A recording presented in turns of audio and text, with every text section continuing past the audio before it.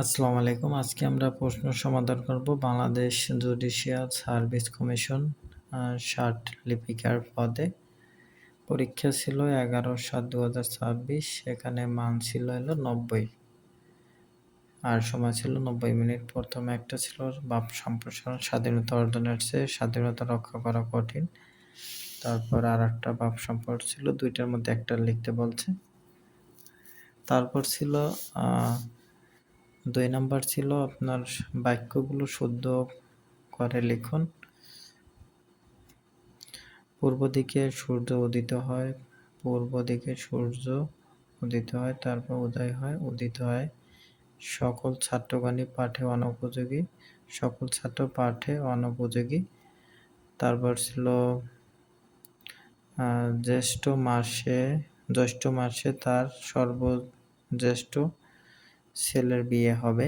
জ্যৈষ্ঠ মাসে তার জ্যেষ্ঠ ছেলের বিয়ে হয়।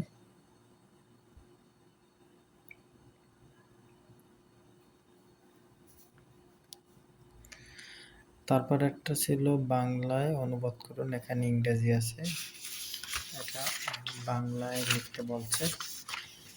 যেখানে উত্তর দেওয়া আছে, দুর্নীতি হলো ব্যক্তিগত লাভের জন্য অথবা সরকারি পদধারী ব্যক্তি কিংবা কোনো তৃতীয় পক্ষের সুবিধার উদ্দেশ্যে সরকারি পদ বা ক্ষমতার অপব্যবহার।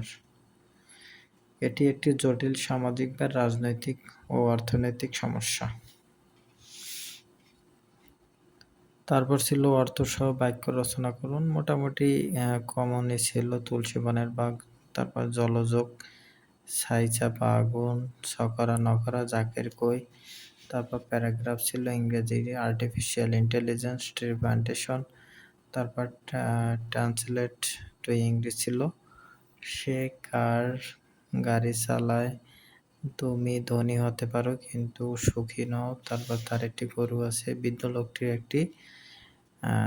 একজন ওয়ারিশ আছে, কার সততা তুমি প্রশংসা করেছিলে। তারপর ছিল একটা filling the blanks with correct form, মানে রাইট ফর্মাল ভার্ব ছিল।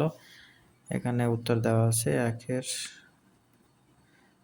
এই যে উত্তরগুলো দেওয়া রয়েছে। তারপর ছিল গণিত।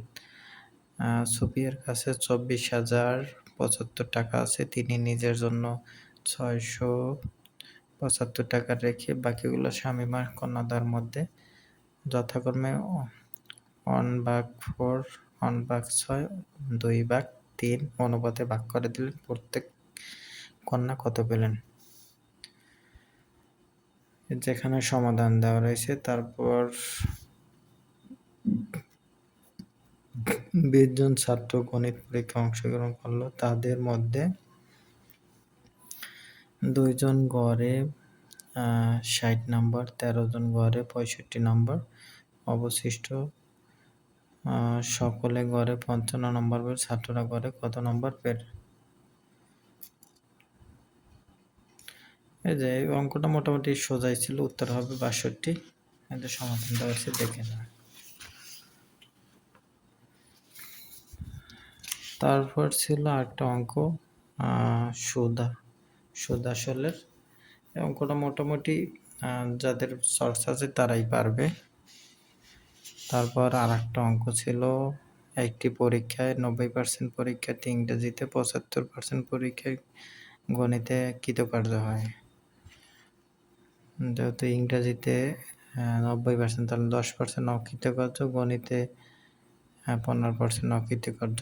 তাহলে উভয় বিষয়ে কৃতকার্য হচ্ছে আপনার ৭৫%। এই যেটা অঙ্কটা মোটামুটি সোজা ছিল। তারপর ছিল সাধারণ জ্ঞান। গ্রেট ব্যারিয়ার রিফ কোথায় অবস্থিত ও কেন বিখ্যাত? মোটামুটি কঠিনই ছিল। প্রশান্ত মহাসাগরে, বিশ্বের সবচেয়ে বড় প্রবাল প্রাচীর।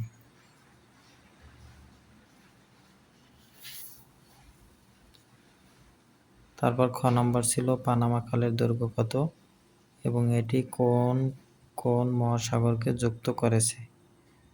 উত্তর হবে ৮২ কিলোমিটার। আটলান্টিক মহাসাগর ও প্রশান্ত মহাসাগরকে যুক্ত করছে। আয়তন অনুসারে এশিয়া ও ইউরোপ। ক্ষুদ্রতম দেশের নাম লিখুন। এশিয়ার ক্ষুদ্রতম হচ্ছে মালদ্বীপ, ইউরোপের ক্ষুদ্রতম ভ্যাটিকান সিটি। তারপর জাতিসংঘের সাধারণ পরিষদের সম্প্রতি বাংলাদেশে হতে নির্বাচিত সভাপতির নাম হচ্ছে ডক্টর খলিলুর রহমান। তারপর 2000 ফিফা বিশ্বকাপ কোথায় হতো? Morocco, Portugal, Spain. তারপর সংসদে কাস্টিং ভোট, স্পিকারের ভোটকে বলা হয়েছে সংসদের কাস্টিং ভোট। তারপর অপেকের 2টি সদস্য সংখ্যার দেশের নাম হচ্ছে ইরাক, ইরান। এর সদস্য হয়েছে 11। তারপর হচ্ছে সোমপুর বিহার কোথায় অবস্থিত? নওগাঁ। এর প্রতিষ্ঠাতা হচ্ছে ধর্মপাল। বাংলাদেশে বৃহত্তর বিল ও চলনবিল কোন জেলার জুড়ে বিস্তৃত? নাটোর, পাবনা।